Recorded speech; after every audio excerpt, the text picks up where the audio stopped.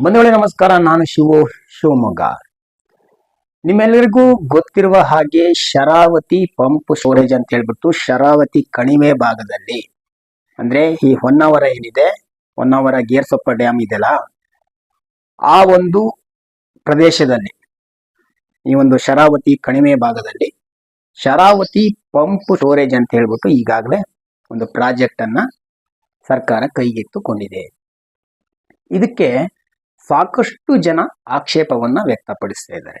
ಯಾಕೆ ಈ ತರ ಆಕ್ಷೇಪವನ್ನ ವ್ಯಕ್ತಪಡಿಸ್ತಾ ಇದ್ದಾರೆ, ಇದ್ರ ಬಗ್ಗೆ ಅಂದ್ರೆ ಇದನ್ನ ಮಾಡಬಾರ್ದು ಅನ್ನೋ ಉದ್ದೇಶವನ್ನ ಯಾಕೆ ವ್ಯಕ್ತಪಡಿಸ್ತಾ ಇದ್ದಾರೆ ಅಂತ ಹೇಳೋದಾದ್ರೆ, ಸಾಕಷ್ಟು ಈ ಒಂದು ಪ್ರಾಜೆಕ್ಟ್ ಇಂದ ಸಾಕಷ್ಟು ಮರಗಳಾಗಿರ್ಬೋದು, ಸಾಕಷ್ಟು ಪ್ರಾಣಿಗಳಿಗೆ ತೊಂದರೆ ಆಗೋದಾಗಿರ್ಬೋದು, ಎಲ್ಲವೂ ಕೂಡ ಆಗುತ್ತೆ.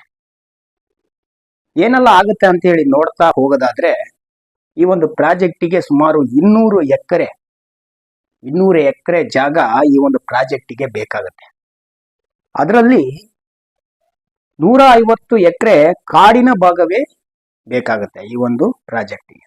ಯಾಕಂದ್ರೆ ಕಣಿವೆ ಭಾಗದಲ್ಲಿ ಇದನ್ನ ಈ ಶರಾವತಿ ಪಂಪ್ ಸ್ಟೋರೇಜ್ ಏನ್ ಮಾಡ್ಲಿಕ್ಕೆ ಹೊರಟಿದ್ದಾರೆ, ಈ ಕಣಿವೆ ಭಾಗದಲ್ಲೇ ಇರುತ್ತೆ. ಅದರಿಂದ ಅಲ್ಲಿ ಹೆಚ್ಚು ಕಡಿಮೆ ಒಂದು 15ರಿಂದ 20 ಸಾವಿರ ಮರಗಳು ಸರ್ವನಾಶ ಆಗುತ್ತೆ. ಕಾಡು ಹೇಗೆ ಸರ್ವನಾಶ ಮಾಡ್ತಾರೆ, ಕಾಡು ಹೇಗೆ ಸರ್ವನಾಶ ಆಗುತ್ತೆ ಅಂತ ಕೇಳೋದಾದ್ರೆ, ಈ ಒಂದು ಪ್ರಾಜೆಕ್ಟ್ ಅನ್ನ ಮಾಡೋದಕ್ಕೋಸ್ಕರ ಅಲ್ಲಿ ದಾರಿಗಳನ್ನ ಮಾಡಬೇಕಾಗುತ್ತೆ. ಕೆಲವೊಂದಿಷ್ಟು ಮೆಟೀರಿಯಲ್ಸ್ ಗಳನ್ನ ಆ ಭಾಗಕ್ಕೆ ತೆಗೆದುಕೊಂಡು ಹೋಗ್ಬೇಕಾಗುತ್ತೆ.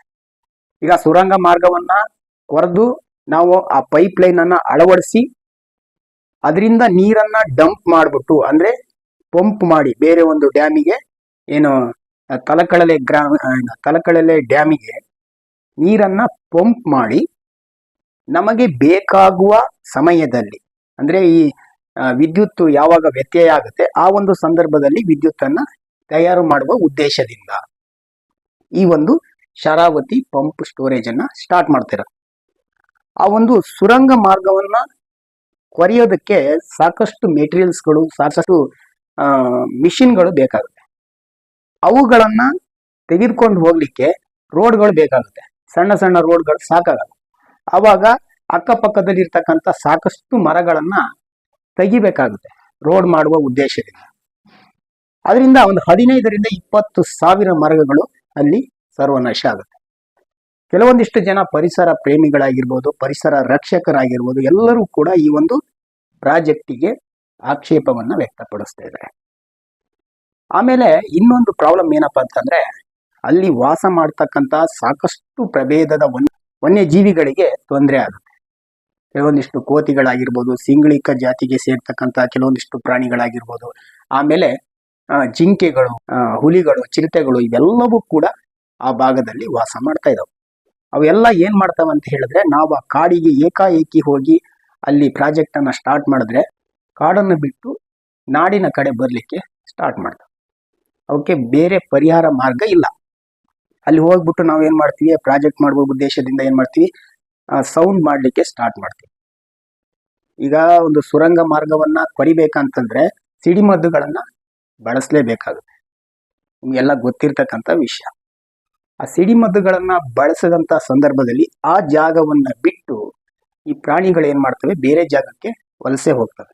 ಅವುಗಳಿಗೆ ನಾವು ತೊಂದರೆ ಕೊಟ್ಟಂಗಾಗುತ್ತೆ. ಕೆಲವೊಂದಿಷ್ಟು ಜನ ಪ್ರಾಣಿ ಪ್ರಿಯರುಗಳು ಇದನ್ನೇ ಆಕ್ಷೇಪ ಮಾಡ್ತಾರೆ ಅಲ್ವಾ. ಅದರಿಂದ ಈ ಒಂದು ಶರಾವತಿ ಪಂಪ್ ಸ್ಟೋರೇಜ್ ಬೇಡ ಅಂತ ಹೇಳಿ ಸಾಕಷ್ಟು ಮಂದಿ ಹೋರಾಟವನ್ನ ಮಾಡ್ತಾ ಇದ್ದಾರೆ. ಈಗಾಗಲೇ ನೀವು ಸೋಷಿಯಲ್ ಮೀಡಿಯಾಗಳಲ್ಲಿ ನೋಡಿರ್ಬೋದು. ಯಾಕೆ ಇದೊಂದು ಪ್ರಾಜೆಕ್ಟ್ ಮಾಡ್ಬೋದಲ್ಲ, ಏನ್ ಪ್ರಾಬ್ಲಮ್ ಆಗುತ್ತೆ, ಹಾಗೆ ಹೀಗೆ ಅಂತ ಹೇಳಿ ಕೆಲವೊಂದಿಷ್ಟು ಜನ ಹೇಳ್ತಾರೆ. ಇದರಿಂದ ಸಾಕಷ್ಟು ಮರಗಳ ನಾಶ ಆಗುತ್ತೆ, ಸಾಕಷ್ಟು ಪ್ರಾಣಿಗಳಿಗೆ ತೊಂದರೆ ಆಗುತ್ತೆ, ಮುಂದಿನ ಪೀಳಿಗೆಗೆ ನಾವು ಏನು ಇಟ್ಟಂಗಾಗುತ್ತೆ, ಎಲ್ಲವೂ ಕೂಡ ನಾವೇ ತಿಂದು ತೇಗಿ ಹೋದಂಗಾಗುತ್ತೆ.